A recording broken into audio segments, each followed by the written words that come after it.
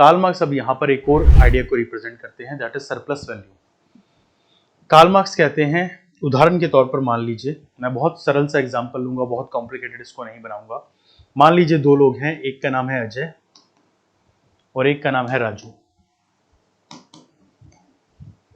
अजय एक लेबर है और राजू जो है इसका एक कारखाना है, एक छोटी सी इंडस्ट्री है इसकी, जहां पर ये फैन बनाता है,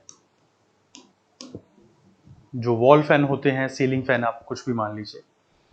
अब ये फैन बनाने की इसकी फैक्ट्री है जहां पर अजय एज अ लेबर काम करता है। अब राजू जो है वो एक फैक्ट्री को स्टैब्लिश कर रहा है। अब इस फैक्ट्री को स्टैब्लिश करने में मान लीजिए राजू के 10 लाख रुपए लगते हैं,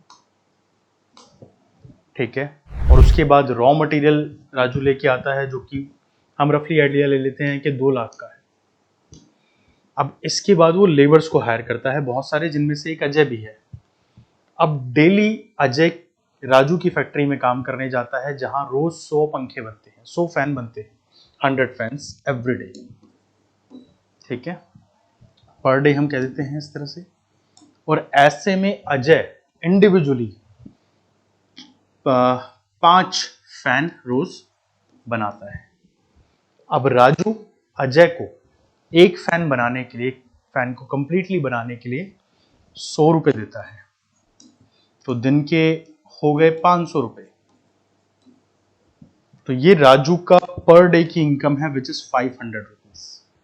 बट ये एक फैन अजय जो है वो 400 रुपए में बेचता है, क्लियर, जिसमें उसकी लेबर की कॉस्ट ही 100 रुपए है, उसका रॉ मटेरियल मान लीजिए वो भी 100 रुपए का है, या 150 रुपए का है, या 200 रुपए का है। अब उसका ट्रांसपोर्ट ये सब चीजें हम मान लेते हैं, तो फाइनली राजू को एक फैन के ऊपर रफली हम मान के चल लेते हैं कि 100 रुपए का बेनिफिट होता है, क्लियर। अब यहां पर अगर हम इस चीज को देखें तो हमें लगेगा कि यार ये तो एकदम बराबरी की बात आ रही है, ठीक है, इसको भी एक फैन से 100 रुपए मिल रहे हैं, उसको भी एक फैन से 100 रुपए मिल रहे हैं, ये 5 फैन बनाएगा इसको 500 मिलेंगे, वो 5 फैन बनाएगा बेचेगा उसको 500 मिलेंगे। बट अब समय धीरे धीरे बीतता है और राजू फैन के प्राइस को बढ़ा के 500 कर देता है, बट अजय को अभी भी एक फैन बनाने के 100 ही रुपए मिल रहे हैं। अब यहां पर राजू को एक फैन पे 200 रुपए का प्रॉफिट हो रहा है, दैट मीन्स इसके 5 फैन बनाने में इसको तो 500 मिलेंगे पर राजू को मिलेंगे 1000 रुपए। अब कार्ल मार्क्स कहते हैं कि धीरे धीरे समय बीतता रहेगा और राजू और अमीर बनता जाएगा, बट जो अजय है उसकी कंडीशंस समय के साथ नहीं बदल रही, वो जितना पहले कमा रहा था उतना आज ही कमा रहा है और आगे भी उतना ही कमाता रहेगा, यहां पर कोई डेवलपमेंट नहीं हो रही है।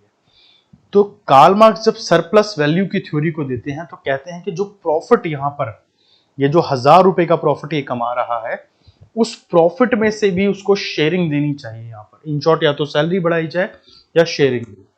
अब ऐसे में राजू क्या तर्क देता है, जो कि हम इस पर्टिकुलर एग्जांपल से समझ सकते हैं, कि राजू ने जब 12 लाख रुपए इन्वेस्ट किए उसके बाद जाके अजय को काम मिल पाया, और अभी जब अजय ये काम कर रहा है तो पर्टिकुलरली अजय की सिर्फ मेहनत, हार्डवर्क और लेबर लग रहा है, बट राजू का रॉ मटेरियल भी लग रहा है।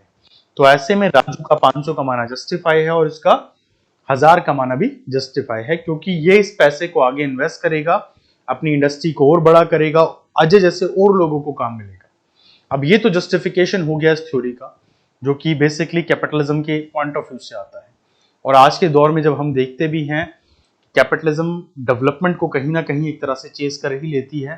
अमेरिका जैसे देश एग्जाम्पल हैं जो कंप्लीट कैपिटलिस्ट इकोनॉमी को फोकस करते हैं, उनकी डेवलपमेंट और उनकी ग्रोथ को हम देखते हैं। यूरोप को हम लोग देखते हैं। वहीं जिन देशों के अंदर बहुत बड़े तौर पर कम्युनिज्म है, उन देशों को भी हम लोग देख रहे हैं। चाइना की अगर बात करें तो 1970 तक कंप्लीट कम्युनिज्म के अंदर था चाइना। रिजल्ट क्या हुआ? भुखमरी आ गई। चाइना ने ऐसे दौर भी देखे जब खाने को कुछ नहीं था। उसके बाद चाइना जब कैपिटलिज्म को लेके आया, बड़े तौर पर लेके आया, तो आज वही चाइना है दुनिया की सेकंड सबसे स्ट्रॉन्गेस्ट इकोनॉमी के तौर पर। अब कार्ल मार्क्स की इस आइडियाज की क्रिटिसिज्म होती है बड़े तौर पर, बट कार्ल मार्क्स सीधे तौर पर कहते हैं कि इस पूरे के पूरे सिस्टम में नुकसान सिर्फ लेबर का हो रहा है, क्योंकि लेबर एक्सप्लॉइट होती जाती है, उसको उस प्रॉफिट का हिस्सा नहीं मिलता। उसकी लाइफ, उसके एक्सपेंसेस सब रुके रहते हैं, उसे ग्रोथ का कोई चांस नहीं मिलता। प्रैक्टिकल सेंस में अगर हम देखें तो ये बात सही भी है। जिस दौर में कार्ल मार्क्स थे उस दौर में शायद ऐसा ही हुआ करता था। आज के समय में तो बहुत सारी पॉलिसी हैं, गवर्नमेंट कहती है इंश्योरेंस कराइए, ये बेनिफिट दीजिए, वो दीजिए, बट कार्ल मार्क्स के दौर में शायद ऐसा कुछ भी नहीं होता था। अगर कोई लेबर किसी ऐसी प्रोफेशन में है जहां उसकी मौत हो सकती है और वो मर जाता है तो उसकी फैमिली को कुछ नहीं दिया जाएगा। मैन एंड वुमेन्स की जो इनकम थी उसमें बहुत डिफरेंसेस था, वर्किंग आवर्स बहुत ज्यादा हुआ करते थे, पे आउट बहुत कम हुआ करते थे, और लेबर सेफ्टी और सिक्योरिटी जैसा कुछ नहीं था। इस बात का अंदाजा आप इस बात से लगा सकते हैं कि 1919 में जब दुनिया की पहली ऑर्गेनाइजेशन बनी, that was International Labour Organization. Although League of Nation को पहला माना जाता है बिकॉज उसका चार्टर पहले पास हुआ था, but it was International Labour Organization which is also a Nobel awardee organization. तो कार्ल मार्क्स के दौर में तो ये चीजें और एक्सट्रीम थी। सरप्लस वैल्यू का ये उदाहरण देके जाते हैं। अब कार्ल मार्क्स की जब आइडियोलॉजी को आप पढ़ते हैं, एलिनेशन जैसी थ्योरी पढ़ते हैं, बेस और सुपर स्ट्रक्चर पढ़ते हैं, सरप्लस वैल्यू को आप पढ़ते हैं, क्लास कॉन्फ्लिक्ट्स को जब हम पढ़ते हैं, तो सीधे तौर पर नजर आता है कि कार्ल मार्क्स हर उस एक कंडीशन को जो कि सोसाइटी में एग्जिस्ट करती है, प्रॉब्लमैटिक है, उसको सिर्फ और सिर्फ मटेरियलिज्म से जोड़ना चाहते हैं। अब कार्ल मार्क्स का सोल्यूशन क्या देते हैं? वो कहते हैं कि ऐसी सोसाइटी जिसमें अमीर और गरीब का कोई फर्क ना हो, सब इक्वल हो, ठीक है, एक क्लासलेस सोसाइटी, एक स्टेटलेस सोसाइटी। अब ये क्लासलेस क्या है? ऑफकोर्स जहां पे कोई अमीर गरीब नहीं है, जहां पर कोई रिच नहीं है, कोई पुअर नहीं है, कोई लेबर नहीं है, कोई मर्चेंट नहीं है, सब ही बराबर हैं। बट यहां पर एक क्वेश्चन मार्क लगता है, अगर ऐसा है तो फिर दुनिया में जो डेवलपमेंट हो रही है वो कैसे होगी? अगर मान लीजिए कि आज आपके घर में जो इंसान काम करने आ रहा है, झाड़ू पोछा मारने या खाना बनाने या किसी और काम के लिए, फॉर एग्जाम्पल आपके ड्राइवर हैं कोई, या आपकी कंपनी में कोई मजदूर काम करते हैं, अगर उनकी वेल्थ भी आप जितनी होगी तो वो ये काम क्यों करेंगे? प्रैक्टिकली नहीं करेंगे। तो ऐसे में काम करेगा कौन? क्वेश्चन ये अराइज होता है। दूसरा, अगर आप ऐसी सोसाइटी की इमेजिनेशन करते हैं जहां सब इक्वल है, तो उसमें ग्रोथ किस तरह से होगी? क्या आप ये श्योरिटी देते हैं कि वो एज इट इज ऐसी रहेगी, कोई एनार्की नहीं फैलेगी? बट कार्ल मार्क्स जो उसका जवाब दे रहे हैं वो खुद एक एनार्किस्ट क्वेश्चन मार्क है। कार्ल मार्क्स बोलते हैं कि एक रेवोल्यूशन होगा, प्रोलेटेरिएट जो है ये रेवोल्यूशन करेंगे, बेसिकली श्रमिक वर्ग जो है, और ये रेवोल्यूशन होगा किस तरह? ठीक है, अब प्रोलेटेरिएट रेवोल्यूशन में होगा क्या? जो अमीर हैं उनसे पैसा छीना जाएगा और गरीबों में बांट दिया जाएगा, सब इक्वल हो जाएगा। मैं एक बहुत सिंपल डेफिनेशन आपको बता रहा हूँ, बहुत डेप्थ में इसको नहीं लेके जाएंगे। बॉर्जवास जो है उनके पास अननेसेसरी पैसा है, जितना होना चाहिए उससे कहीं ज्यादा है। सारे रिसोर्सेज के मालिक बहुत कम लोग हैं। कई बार ऐसा सुनते हैं ना कि पूरे देश की जो इकोनॉमी है, जो पैसा है, वो सिर्फ 1% लोगों के पास है। तो कार्ल मार्क्स कहते हैं कि उनसे छीनो और सब में बांट दो, बराबर कर दो। अब इस रेवोल्यूशन में अनार्की नहीं होगी, इस बात की क्या गारंटी है? और यहां पर सबसे बड़ा क्वेश्चन यह है कि जो अमीर है, क्या वो हर इंसान एक्सप्लोटेशन से ही अमीर बना है, दूसरों को एक्सप्लॉइट करके? क्या हर इंडस्ट्री, हर एक सेक्टर में इस तरह की एक्सप्लोटेशन हो रही है?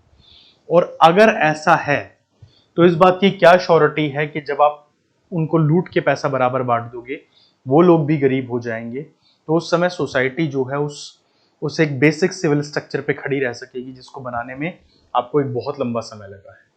ऑल्दो कार्ल मार्क्स हर बात का जवाब देने की कोशिश जरूर करते हैं, वो रेवोल्यूशन के बाद की कंडीशंस पे भी बात करते हैं, बट कहीं ना कहीं कार्ल मार्क्स के आइडियाज लोगों को सेटिस्फाइड नहीं कर पाते। सबसे बड़ी क्रिटिसिज्म कार्ल मार्क्स की यही है कि उन्होंने डायलेक्टिक्स का इस्तेमाल जो किया है, वो मटेरियलिज्म के साथ साथ हिस्ट्री को बहुत ज़्यादा एज्यूम करके चलते हुए चले हैं। और ये कहना कि एग्जैक्टली हिस्ट्री पूरी इस एजम्पशन के ऊपर बेस्ड है और मटेरियलिज्म ने ही सब कुछ यहाँ तक लाके खड़ा करा है, ये शायद बिल्कुल एक गलत एग्जाम्पल है। इसलिए कार्ल मार्क्स की क्रिटिसिज्म भी बहुत ज़्यादा होती है।